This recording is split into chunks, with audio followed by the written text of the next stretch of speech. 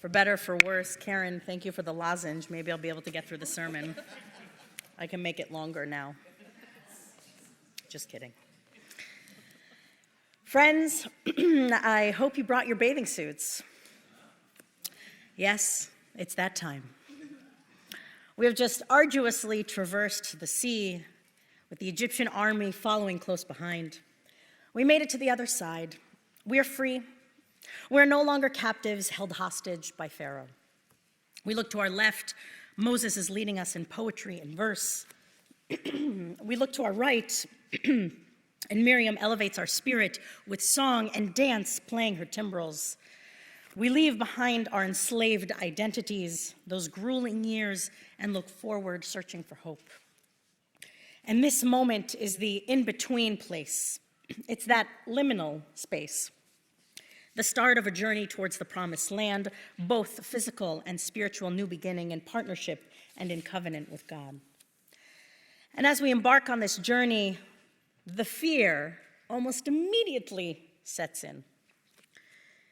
מי ייתן מותנה ביד אדוני בארץ מצרים, בשבתנו על סיר בשר, בהיכלו לחם לשבוע. כי הוצאתם אותנו אל מדבר הזה, למית אל כל הקהל הזה ברעב. In the wilderness, the whole Israelite community grumbled against Moses and Aaron.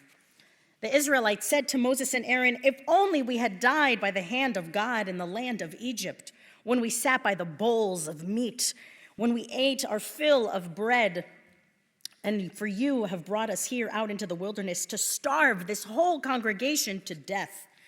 Why did you take us out of Egypt? This wilderness is terrifying and unfamiliar. God steps in and says, I hear the people and their concerns. Each day I will provide food for them, and on Friday I will provide double portion of food so they may have some on Shabbat. By the way, this is why we make 2 challahs on Friday night to represent the double portion we received on Friday. And God indeed provided each day, but the Israelites were still not convinced. After traveling for some time, the Israelites quarrel with Moses again. Give us water to drink, they plead. The Israelites made demands, and Moses responds, Ma tiv'un imadi, ma tenasun et Adonai?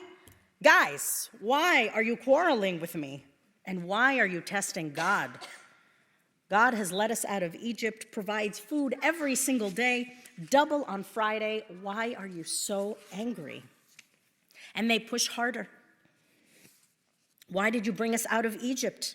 To kill us and our children and our livestock with thirst. And poor Moses, with his speech impediment, goes to God for help and says, listen, God, I need some backup here. That's what it says in the Bible, backup. What should I do? So God tells Moses to pass before the people and in front of them to take the rod that he holds, to strike a rock at Horeb, and water will issue from it, and the people will drink. Of course, Moses does as he is told. Water flows, people drink, quarrel neutralized for now. We know that as carriers of Torah, that their journey is going to be 40 years. It will be met with fighting, challenges, and tests along the way. So the people turn on Moses and Aaron. They are so afraid of the unfamiliar that is before them that they try to demand concrete answers when there are none to be had. In theory, Moses, Aaron, and the Israelites are all on the same team.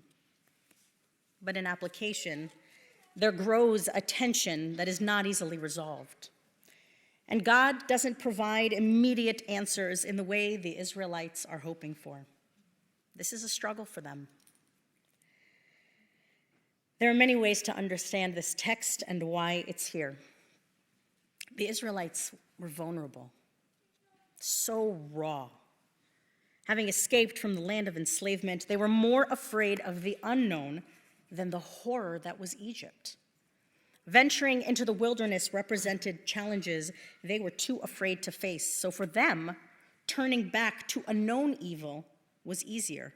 It was somehow more desirable. And out of this place of fear, they blame their leaders for anything that they can. And in this case, a lack of food and water.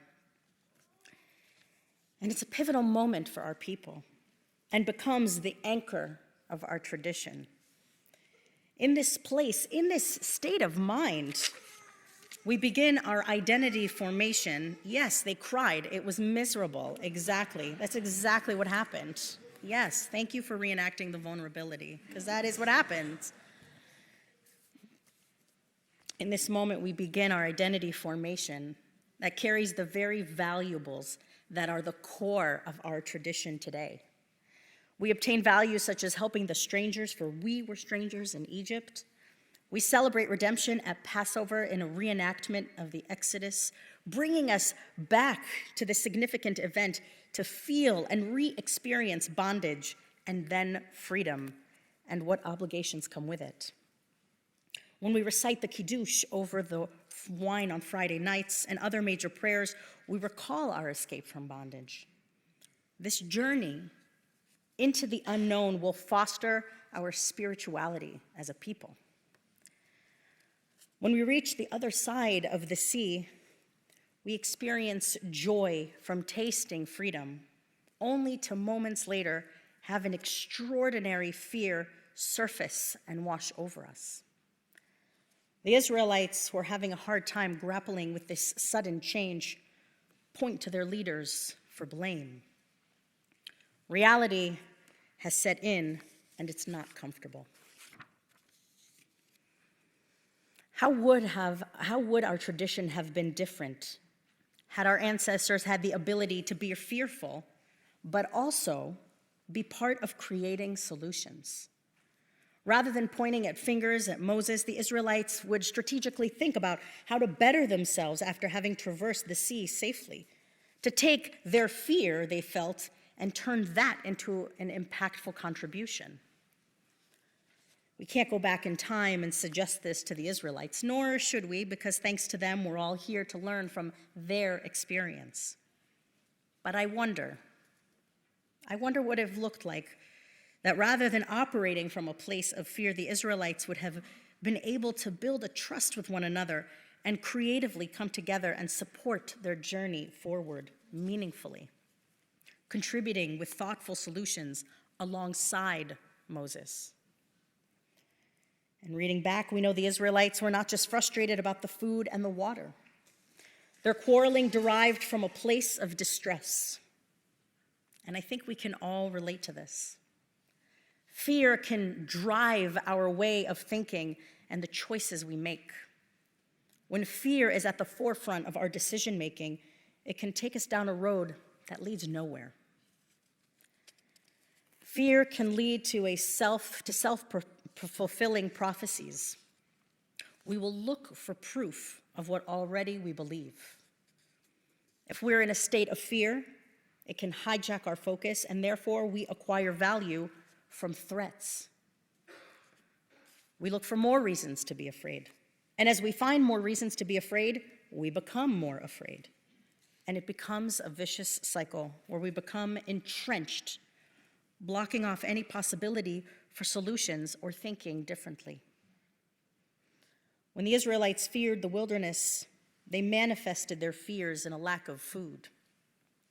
When food appeared consistently, double portion on Friday for Shabbat, but they manifested more fears with thirst, even though water came, and so on.